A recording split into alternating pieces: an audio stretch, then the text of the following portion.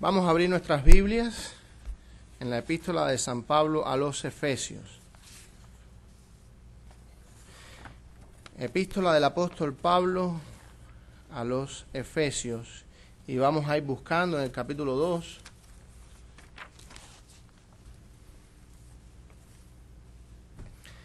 Epístola del apóstol Pablo a los Efesios.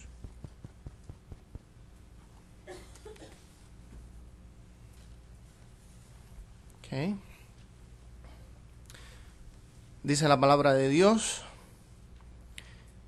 y Él os dio vida a vosotros, cuando estabais muertos en vuestros delitos y pecados, en los cuales anduvisteis en otro tiempo, siguiendo la corriente de este mundo, conforme al príncipe de la potestad del aire, el espíritu que ahora opera en los hijos de desobediencia, entre los cuales también todos nosotros vivimos en otro tiempo, en los deseos de nuestra carne, haciendo la voluntad de la carne y de los pensamientos, y éramos por naturaleza hijos de ira, lo mismo que los demás.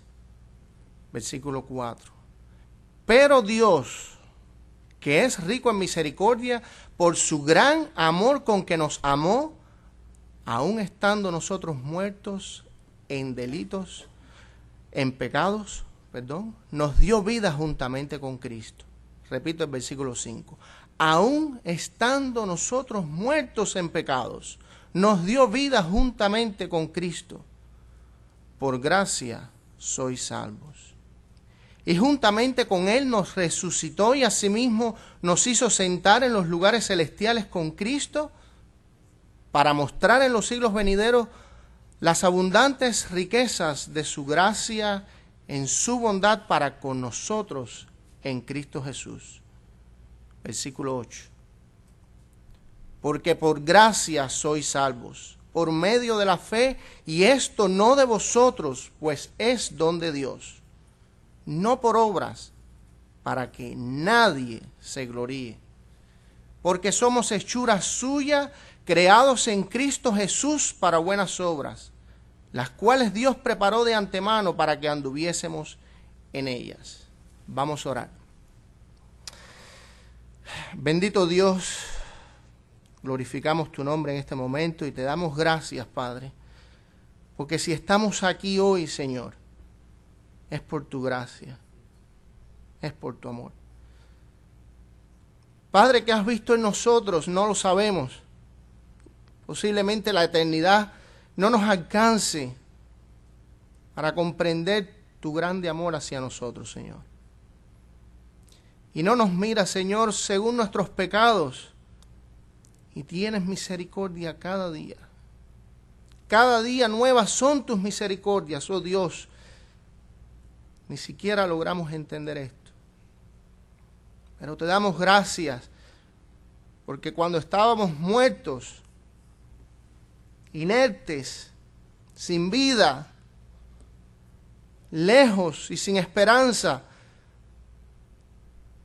tú nos diste vida, Señor, vida en abundancia. Te pedimos, oh Dios, que perdones nuestros pecados. Te pedimos, oh Dios, que salves en esta mañana con ese poder, Señor, con que tú nos salvaste. En el nombre de tu Hijo Jesús oramos. Amén.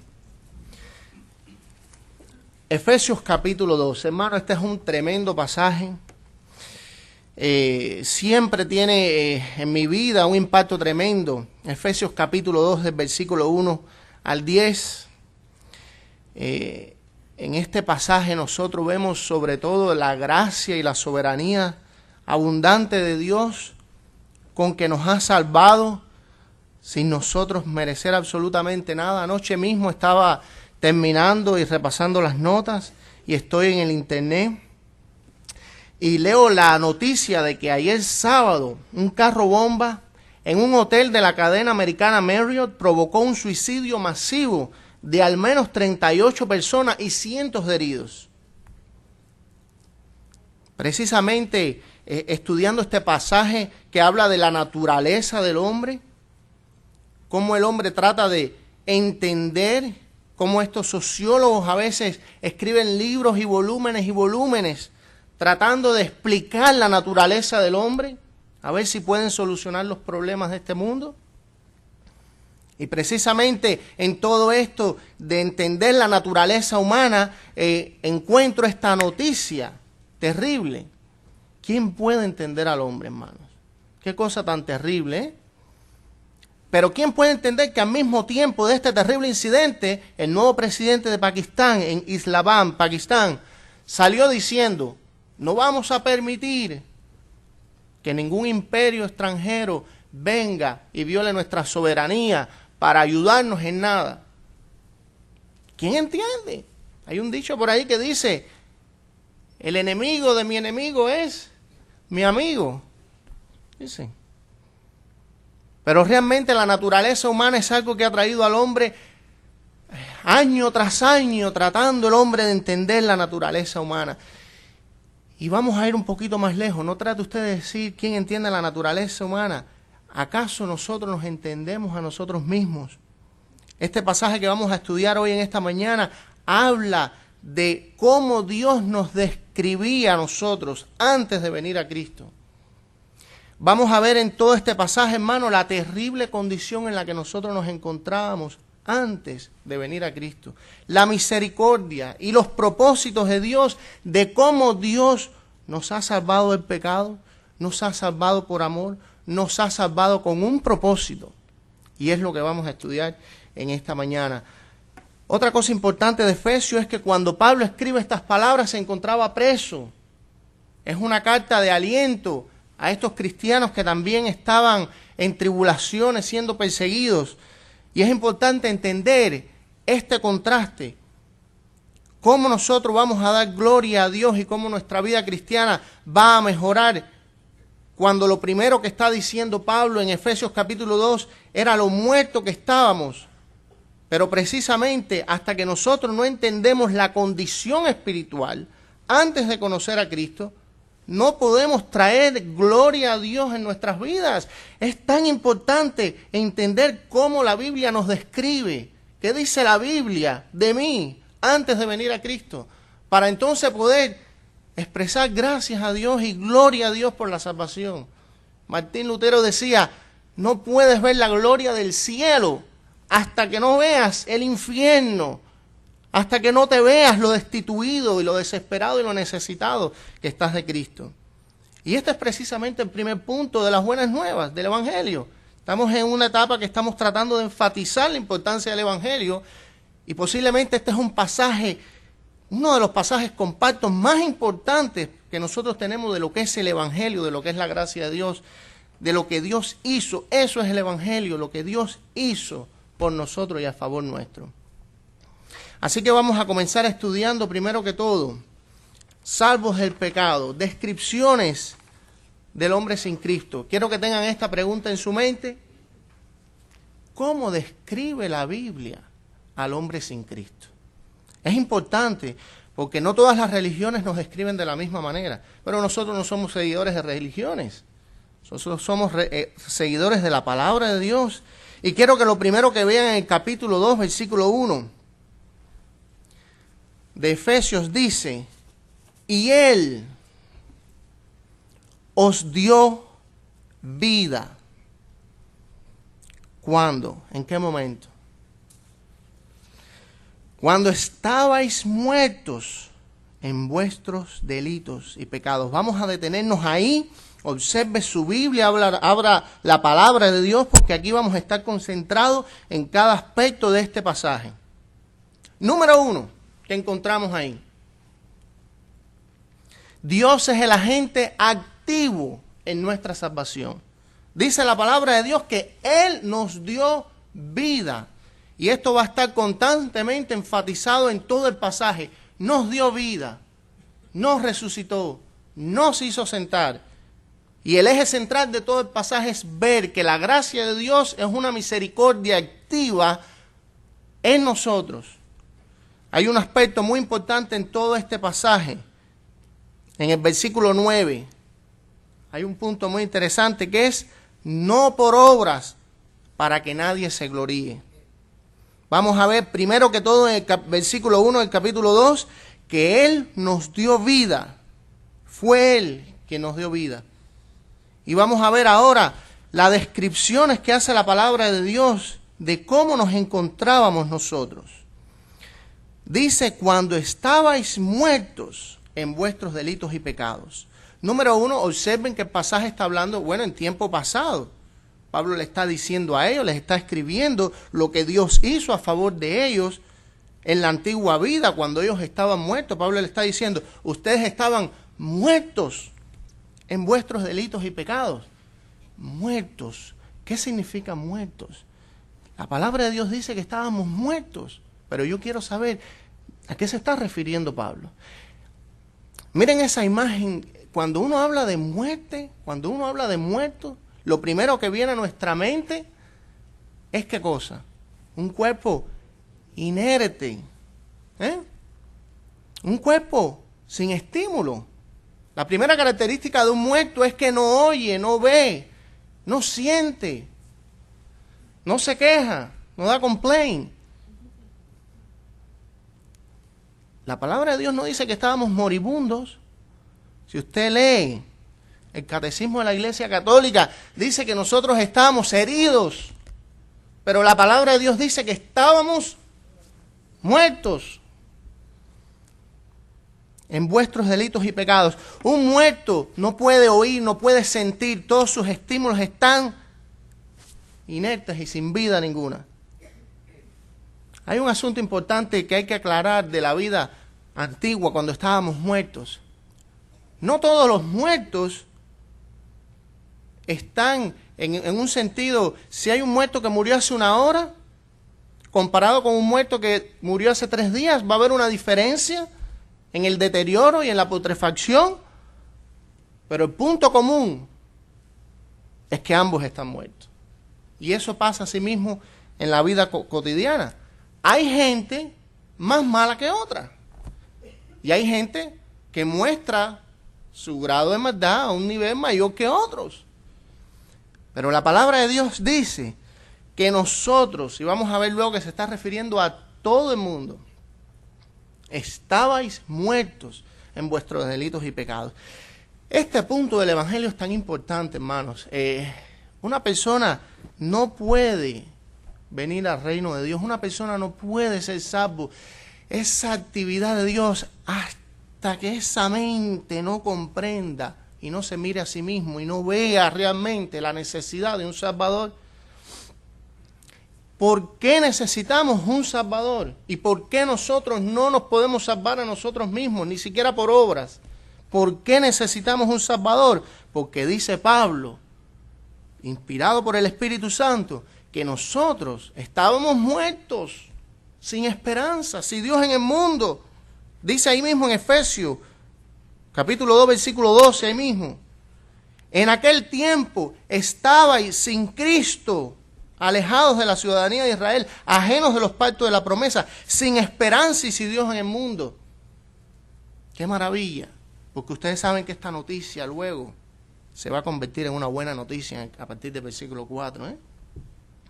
Pero la palabra de Dios dice que estábamos muertos en delitos y pecados. Otras versiones dicen en culpas y pecados. También la palabra conlleva la idea de resbalar, de ir en dirección equivocada. Cuando dice ahí delitos. Hay una expresión muy importante que quiero hacer énfasis. No somos pecadores porque pecamos, sino que pecamos porque somos pecadores. La condición nuestra, Pablo va a describir cuando estábamos muertos en delitos y pecados, que nosotros por naturaleza somos pecadores y por naturaleza vamos a pecar. Dios sabe esto, Dios conoce esto. Es natural que el hombre natural rechace las cosas de Dios. Nosotros queremos hacer énfasis con nuestros jóvenes, pero siempre me viene a la mente Efesios capítulo 2. Que a veces estamos lidiando sencillamente con muertos espirituales. Miren el contraste. Pablo está hablando de muerte espiritual, pero dice, estabais muertos en vuestros delitos y pecados, versículo 2, en los cuales anduvisteis en otro tiempo. Un muerto caminando, un zombie, como dice un autor. La palabra muerto es una imagen que tiene el propósito de ilustrar o describir la condición espiritual en la que nos encontrábamos.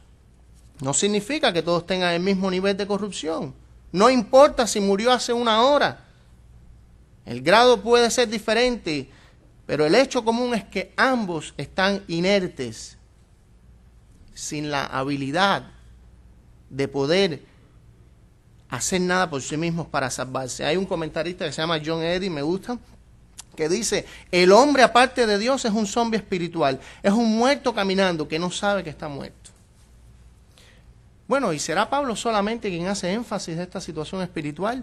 Vamos a ir viendo en la Biblia, en otros pasajes también, otras referencias para tener idea de lo que la Biblia se refiere cuando dice que nosotros estábamos muertos espiritualmente.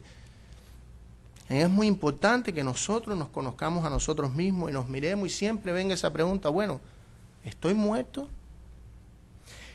Hay un pasaje interesante en donde los discípulos del Señor, había un discípulo del Señor y le dice a Jesús en Mateo capítulo 8, yo se los voy a leer, le dice a Jesús cuando Jesús lo llama, dice, Señor, permíteme que vaya primero y entierre a mi padre. Antes de seguir a Jesús, Jesús le dijo, sígueme, deja que los muertos entierren a sus muertos.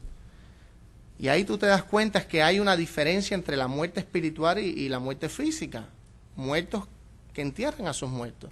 Pero es la manera de ilustrar, es la imagen de enseñarnos a nosotros cuál ha sido la consecuencia del pecado. Por cuanto todos pecaron, están destituidos de la gloria de Dios, y la muerte ha sido la sentencia por haber, desde nuestros primeros padres, haber desobedecido la palabra de Dios. Hay un pasaje en 1 de Timoteo 5:6 hablando de las viudas, que dice que la viuda que se entrega a los placeres viviendo está muerta. Son descripciones que nos van enseñando a nosotros qué significa la muerte espiritual, que estábamos muertos. ¿Cómo nos describe la Biblia? ¿Buenos? ¿Justos? ¿Santos? ¿Cómo nos describe la Biblia? Y es lo primero que tenemos que tener presente para que ustedes vean la obra que Dios ha hecho en nosotros. En Mateo capítulo 15, hay un pasaje muy interesante ahí, Mateo capítulo 15, versículos 17 y 20, se los puedo leer. Dice, ¿no entendéis, hablando Jesús, que todo lo que entra en la boca va al vientre y es echado en la letrina? Pero lo que sale de la boca, del corazón sale, y esto es lo que contamina al hombre. Quiero que este pasaje entiendan cómo Dios describe el corazón humano, cómo Jesús describe lo que hay en el corazón del hombre. Y le decía a los fariseos, no es lo que entra lo que contamina al hombre, sino lo que sale. Dice en el versículo 19, porque del corazón salen los malos pensamientos, los homicidios, los adulterios, las fornicaciones, los hurtos, los falsos testimonios, las blasfemias. Estas cosas son las que contaminan al hombre, pero el comer con las manos sin lavar no contamina al hombre. Ya, Natach, estoy libre. Lo que contamina al hombre. Hermano, es lo que sale del corazón lo que contamina al hombre. Así que la Biblia describe al hombre herido y moribundo. No. La Biblia dice que nosotros estábamos muertos. Dice que nuestro corazón es que salen los malos pensamientos y eso es lo que contamina al hombre. Vamos a buscar ahí en Romanos capítulo 3, porque tenemos que poner énfasis en las características nuestras antes de venir a Cristo. Romanos capítulo 3. Capítulo 3 a partir del versículo 9. Romanos 3, 9. No deje de buscarlo. Así que Él nos dio vida cuando estábamos muertos en delitos y pecados. Romanos 3 a partir del versículo 9. Dice Pablo, ¿qué pues? ¿Somos nosotros mejores que ellos? En ninguna manera, pues ya hemos acusado a judíos y a gentiles que algunos están bajo pecado. No. Ya hemos acusado a judíos y a gentiles, dice Pablo, ya lo hemos, que todos están bajo pecado. Como está escrito, no hay justo, ni aun uno. ¡Hey! Yo pensé que yo era bueno. No. Dice la palabra de Dios, no hay justo, ni aun uno. No hay quien entienda. No hay quien busque a Dios. Todos se desviaron. A unas se hicieron inútiles. No hay quien haga lo bueno. No hay ni siquiera uno. Y en el versículo 13, miren esa frase, qué interesante está. Sepulcro abierto es su garganta. Sepulcro abierto es su garganta. La palabra de Dios no se contradice. Usted ve que la descripción que hay en Romanos capítulo 1, Romanos capítulo 3, Efesios capítulo 2, Mateo capítulo 12, 17, en todas partes nos dice que nosotros estábamos en una situación sin esperanza. Vamos a regresar a Efesios. En una situación, hermanos, que solo Dios, sepulcros abiertos. Por tanto, solo Dios puede hacer esta obra de misericordia. Hay muchos otros pasajes que hablan de esta misma muerte, de esta misma separación, pero el centro, para no perdernos del eje central, es ver la soberanía y la gracia de Dios, de cómo estábamos en este estado, y por su gracia, Él nos dio vida. Efesios capítulo 2. Continuamos. Así que después de decir que estabais muertos en vuestros delitos y pecados, nos va a dar algunas características más de cómo era esa muerte. Y dice en el capítulo 2, en los cuales anduvisteis en otro tiempo. Así que en otro tiempo anduvimos haciendo ¿qué? Mira el versículo 2, siguiendo la corriente de este mundo. Siguiendo la corriente de este mundo. ¿A qué se está refiriendo? Dice, por ejemplo, John MacArthur en su comentario, que hay 3 elementos que caracterizan a nuestro presente mundo. Está muy interesante lo que escribió. 3 elementos que caracterizan a este mundo para precisamente ver cómo nosotros en nuestra vida antigua íbamos siguiendo la corriente de este mundo. Dice, número 1, el humanismo, el materialismo y la perversión sexual. Características básicas de este mundo, de la corriente de este mundo. Dice, el humanismo pone al hombre por encima de todas las cosas. El hombre es el objeto y fin de todas las cosas. Cada hombre es dueño de sí mismo, de su propio estándar, de su propia fuente de autoridad. En otras palabras, su propio Dios. Este es el humanismo. El materialismo pone en alta estima las cosas materiales, especialmente el dinero, porque el dinero es el medio de adquirir todo lo demás. Y la perversión sexual, parte de la corriente del mundo en que estamos viviendo, y de esto no nos queda absolutamente ninguna duda. Dice, domina la sociedad moderna occidental, el sexo es usado para promover y persuadir en casi todos los campos de mercadeo. Un carro, lo que sea, ahí está constantemente el bombardeo. Así que vamos a ir viendo 3 características, 3 enemigos. Fíjense que ahora está hablando del mundo, luego va a hablar de la carne, luego va a hablar de Satanás, porque lo que quiere es enfatizar el apóstol Pablo en la condición espiritual en la que estábamos, cuando dice, estabais muertos, y era cuando andabais en otro tiempo siguiendo la corriente de este mundo. ¿Qué dice la palabra de Dios referente precisamente a este mundo? Que nosotros no somos del mundo, hermano. Esa era nuestra vida antigua. Dice en el versículo 2, otra característica de esta muerte espiritual. Y quiero que pongan atención a esta porque está muy interesante. Conforme al príncipe de la potestad del aire. El espíritu que ahora opera en los hijos de desobediencia. Así que esta era otra característica de la muerte espiritual de otro tiempo, que seguíamos la corriente de este mundo conforme al príncipe de la potestad del aire. ¿A quién se está refiriendo? El espíritu que ahora opera, ¿ok?, en los hijos de desobediencia. ¿Sabe lo que dice ahí? Que nosotros antes de venir a Cristo sencillamente éramos títeres de Satanás, juguetes de él. En nuestra vida antigua seguíamos la corriente de este mundo. En la vida antigua andamos conforme al príncipe de la potestad del aire.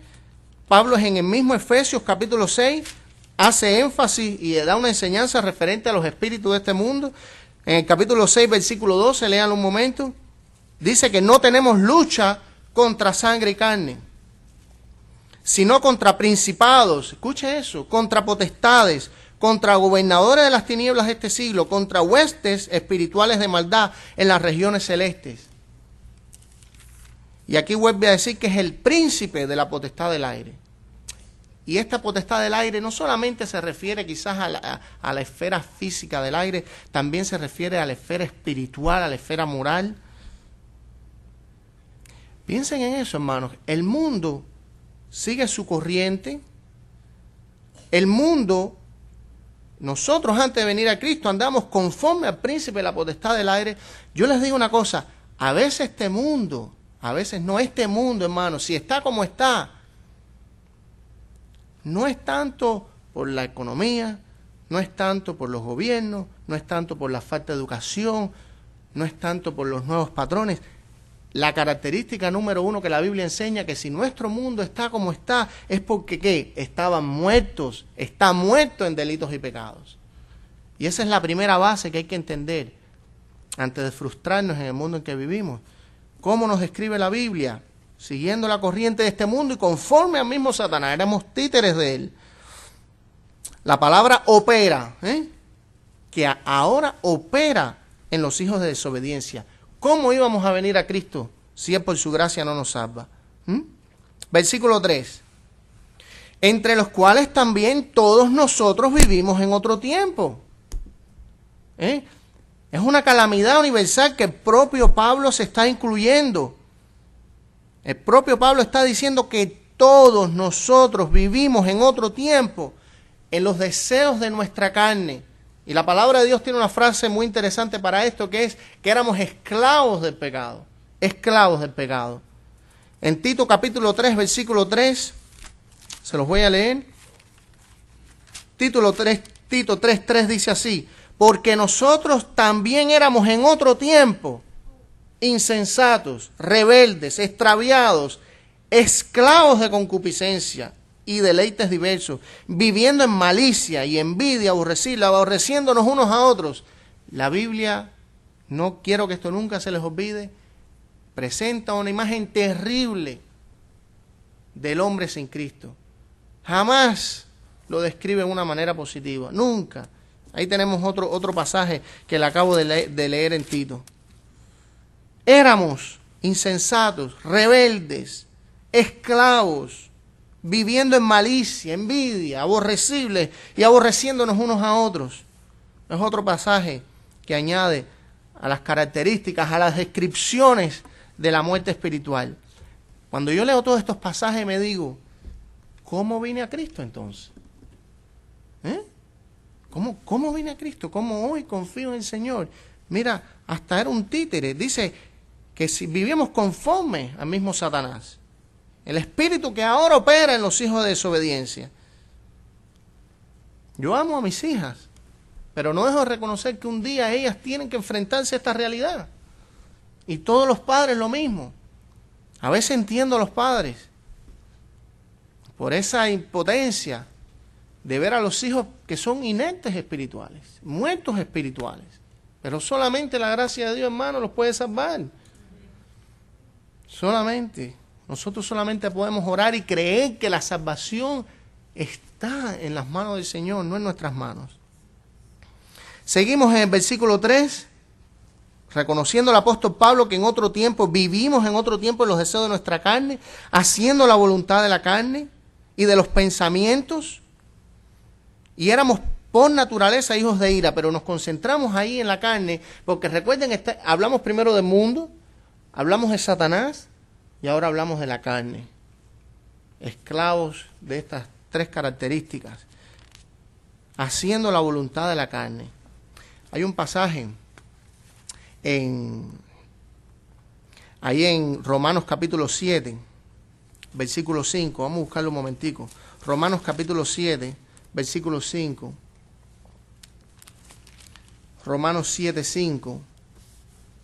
Que va a hablar haciendo referencia de la carne, de los deseos de la carne. Muy importante. Romanos capítulo 7, versículos 5 al 8. Igual, vuelve a hablar en tiempo pasado otra vez.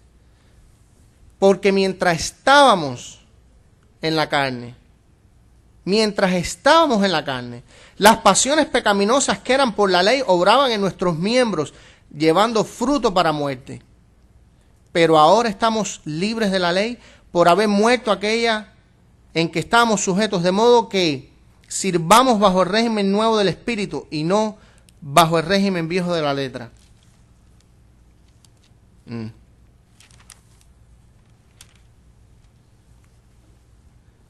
No, ahí me traicionó la computadora. Le voy a leer el pasaje. Porque los que son de la carne piensan en las cosas de la carne, pero los que son del Espíritu en las cosas del Espíritu. Porque el ocuparse de la carne es muerte, pero el ocuparse del Espíritu es vida y paz. Por cuanto los designios de la carne son enemistad contra Dios, porque no se sujetan a la ley de Dios ni tampoco pueden. Y los que viven según la carne no pueden agradar a Dios. 8.5, ¿verdad?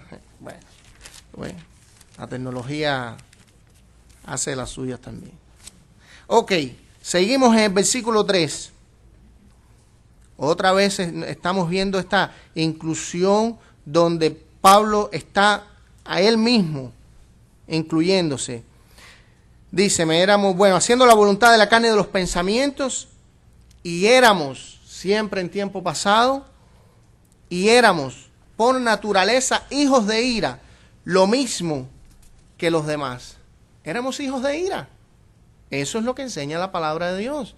Que nosotros éramos hijos de ira, que nosotros estábamos bajo el poder y el dominio de Satanás, que nosotros andábamos haciendo la voluntad de la carne. Esas son las características de nuestra vida antes de Cristo. Y Pablo lo está describiendo. Yo creo que eso está claro y que no se necesita más énfasis para saber que si Dios no nos salva ni el médico chino. Si Dios no tiene misericordia de nosotros, fuimos salvos del pecado. Versículo 4, gracias a Dios. Una cosa antes que, hablando del versículo 3, éramos por naturaleza hijos de ira. Escuchen bien este punto un momento. Pablo dice que él era hijo de ira, lo mismo que los demás, ¿verdad? Era por naturaleza hijo de ira. Ustedes conocen la doctrina de la elección y que nosotros hemos sido elegidos desde antes de la fundación del mundo. Pero aquí el mismo Pablo está diciendo que él era hijo de ira. Mira qué interesante. Que Pablo dice que él era hijo de ira y en el mismo Efesios capítulo 1 él dice que él era un escogido desde antes de la fundación del mundo. Una persona puede estar escogida, pero si esa persona realmente no dobla su vida, su alma y no reconoce al Señor como Salvador, dice Pablo, nosotros éramos hijos de ira. A ver si pueden entender un poco el contraste, porque es el tiempo el que hace la diferencia. Sí, Pablo era un escogido desde antes de la fundación del mundo, pero aquí en el tiempo se reconoce que él era un hijo de ira. No vaya a ser que a veces la persona entienda, bueno, como un familiar mío, yo sé que yo soy un escogido de Dios. Yo sé que yo soy un escogido de Dios y era un tremendo adúltero. No te preocupes, tú verás que allá arriba nos vamos a ver, porque él iba a la iglesia.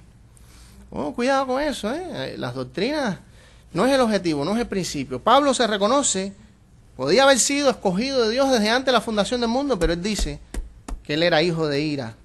Y hasta el momento realmente de su salvación, él estaba condenado.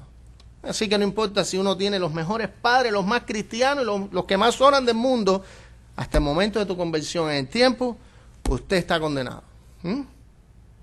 Versículo 4. Wow, gloria a Dios. Pero, ¿quién? Recuerden, esto es un contraste a lo que estamos viendo aquí. Esto es una conjunción, la conjunción pero tiene el objetivo de resaltar un contraste, porque está hablando de la antigua vida y cómo éramos y cómo vivíamos, pero en el versículo 4 dice, pero, escuché un sermón de un predicador que me gusta mucho, Martin Lloyd-Jones, predicó un sermón solamente de la frase, pero Dios, tremendo. Hermano, gloria a Dios. Y aquí viene el contraste que Pablo va a comenzar a describir, que realmente si no es Dios, no hay solución. Esto es el Evangelio, este es el Evangelio de la gracia de Dios, que estábamos perdidos y sin esperanza, inertes, muertos, desechados, y Él salva. Y es Dios quien da la vida. Así que a veces no nos podemos frustrar con nuestra familia, con nuestros hijos, porque sencillamente no recobran vida. Hay que seguir orando al Dios soberano, que es el que salva y resucita al pecado. Le abre los ojos. Si no, no hay otra forma. ¿Seguirá tu vida como cristiano siendo la misma? ¿Seguirás adorando a Dios de la misma manera después que escuchas esta obra tan maravillosa? Yo no sé qué Cristo vio en mí para salvarme. Hazte esa pregunta. ¿Qué vio en ti? Oye, ¿qué vio en mí? Pero Dios, versículo 4, que es que pobre, no. Hermanos, pero Dios que es rico, rico, rico en misericordia. Me encanta ese pasaje de Jeremías, que dice, por la misericordia de Jehová no hemos sido consumidos. Así que tú te puedes preguntar, bueno, ¿y qué hacemos aquí parada? ¿Por qué no hemos sido consumidos? Jeremías 3:22 dice, por la misericordia de Jehová no hemos sido consumidos, porque nunca decayeron sus misericordias. Nuevas son cada mañana, grande es tu fidelidad. Menos mal, hermanos, que Dios actúa aún cristianos con misericordia con nosotros. Menos mal, porque Dios sí nos conoce hasta el fondo de nuestra alma. Pero Dios, la salvación es obra de Dios en su totalidad. Recuerden el versículo 9, para que nadie se gloríe, nadie se gloríe. La salvación es una obra de misericordia de Dios y el contraste está en el versículo 4. Pero Dios, que es rico, rico, sin medida. Sé que la palabra significa también medida sobreabundante, ilimitada. Dios que es rico en misericordia. Y ahora vamos a ver, fíjense que estamos en lo que le llaman el clímax de todo el pasaje, el centro, el eje central, alrededor del cual va a girar todo el pasaje. Dice que es rico en misericordia con su gran amor. Gloria a Dios. Con que nos amó. Con su gran amor con que nos amó, aún estando muertos.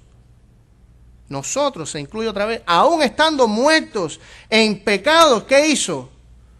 Nos dio vida juntamente con Cristo, y entre paréntesis, por gracia sois salvos, y ese es el evangelio de la salvación. Y uno se puede preguntar, bueno, entonces, fuimos salvos por amor, y es el amor de Dios, su misericordia, la que nos salvó. Hay en Primera de Juan, capítulo 4, versículo 19, dice, nosotros le amamos a Él, ¿por qué? Porque Él nos amó primero. Nosotros le amamos a Él porque Él nos amó primero. Todas esas expresiones, nos dio vida, nos salvó, nos amó.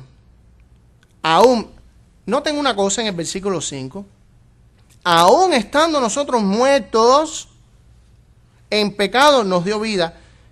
¿Qué pasa en el versículo 1? Y Él os dio vida a vosotros cuando estabais muertos en vuestros delitos y pecados. Y en el versículo 5 lo vuelve a repetir, aún estando nosotros muertos en pecado, nos dio vida juntamente con Cristo. Y el propósito de la repetición es traer énfasis a lo que está enseñando, que nosotros estábamos muertos y Él nos ha dado vida. Versículo 5, nos dio vida juntamente con Cristo. Y en el versículo 6, y juntamente con Él nos resucitó, y asimismo nos hizo sentar en los lugares celestiales con Cristo. Esto es un versículo bastante interesante. Número 1 es la identificación del creyente con Cristo. Nosotros hemos sido crucificados con Cristo. Hay un pasaje en Gálatas que habla de esta identificación. En Gálatas 2:20, muchos cristianos se lo saben, ¿verdad? Con Cristo estoy, ¿qué? Con Cristo estoy juntamente crucificado, y ya no vivo yo, mas vive Cristo en mí, y lo que ahora vivo en la carne, lo vivo en la fe del Hijo de Dios, el cual ¿qué? Me amó y se entregó a sí mismo por mí. Hermano, qué pasaje tremendo. Gálatas 2:20. Con Cristo estoy juntamente crucificado. Nosotros hemos muerto con Cristo, y ese mismo poder que resucitó a Cristo es el que nos ha resucitado a nosotros. Y hemos pasado de muerte a vida, dice la palabra de Dios.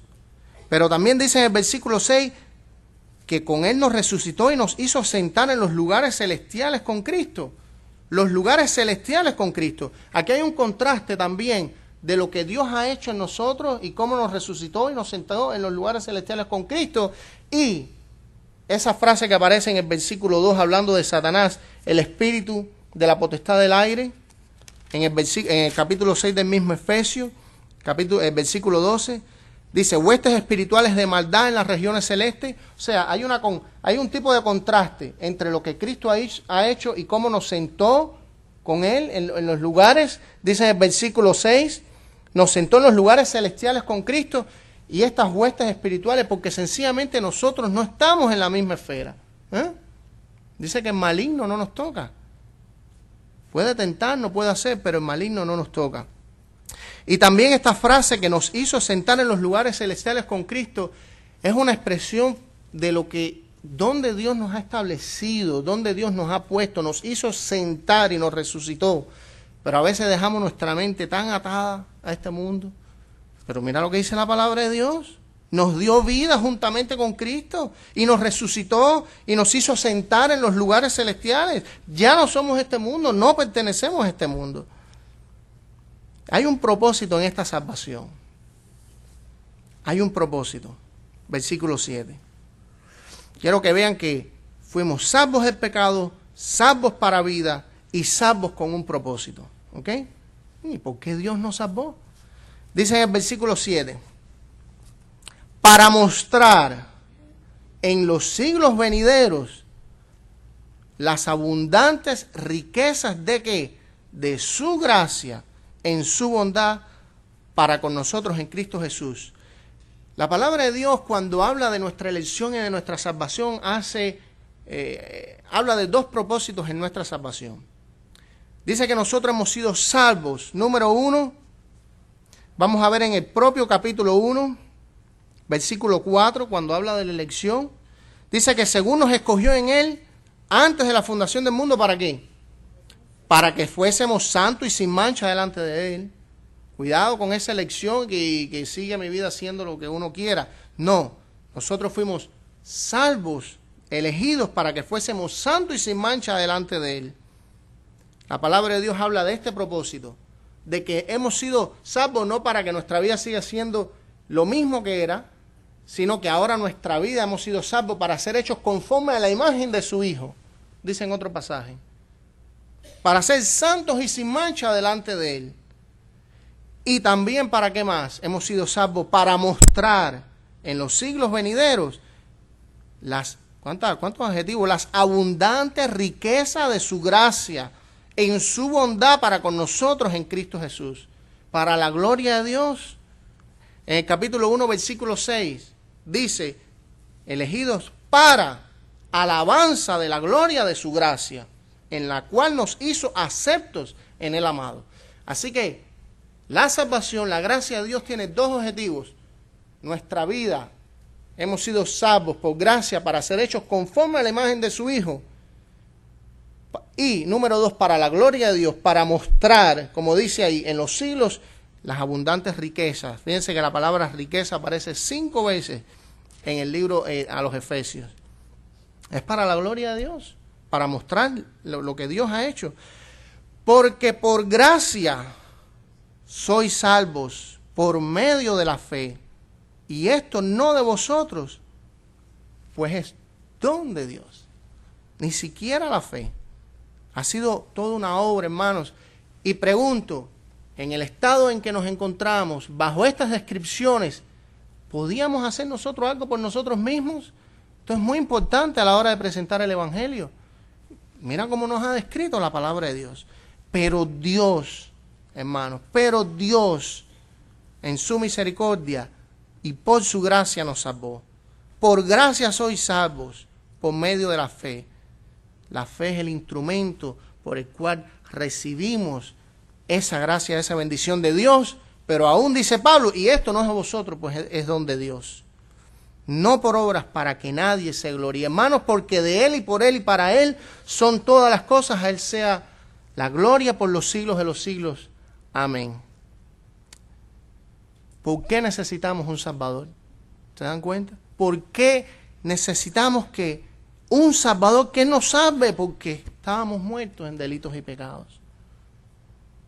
La palabra de Dios en Marcos capítulo 2, versículo 17, dice: respondiendo Jesús les dijo: los que están sanos no tienen necesidad de médico, sino los enfermos, porque no he venido a llamar a justos, sino a pecadores al arrepentimiento. Cuán importante es que nos conozcamos a nosotros mismos, que entendamos en la situación espiritual que estamos, cómo la Biblia nos describe, y darnos cuenta de que sin Cristo estoy perdido, que la Biblia me dice muerto espiritual. Cuán importante es eso para el Evangelio, a la hora de presentar el Evangelio.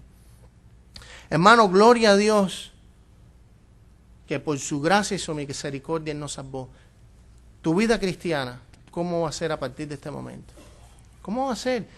Tienes que saltar de alegría, que ha sido por su gran amor y su gran misericordia, porque mira, aún estando muerto en delitos y pecados, te dio vida.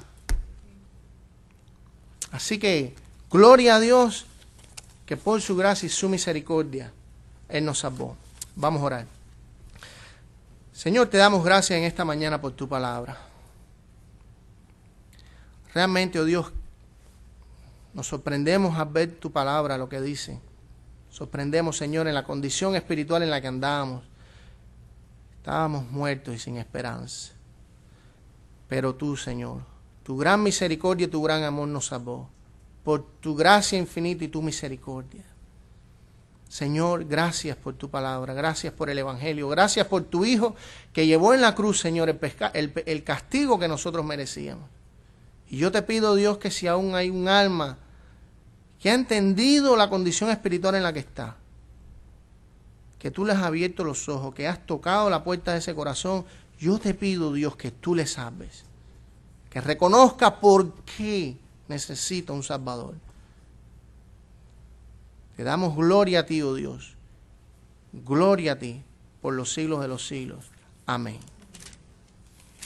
No puedo irme, hermano, yo sé que ya oré antes de leer este pasaje en Romanos. Cuando Pablo describe todo esto, cuando Pablo habla de todo este gran amor, en Romanos hay un versículo que se los tengo que leer, que dice, Pablo termina diciendo esto: oh profundidad de las riquezas, de la sabiduría y de la ciencia de Dios. Dice Pablo, cuán insondables son sus juicios e inescrutables sus caminos, porque ¿quién entendió la mente del Señor? ¿O quién fue su consejero? Porque de Él y por Él y para Él son todas las cosas. A Él sea la gloria por los siglos. Amén. Que el Señor les bendiga.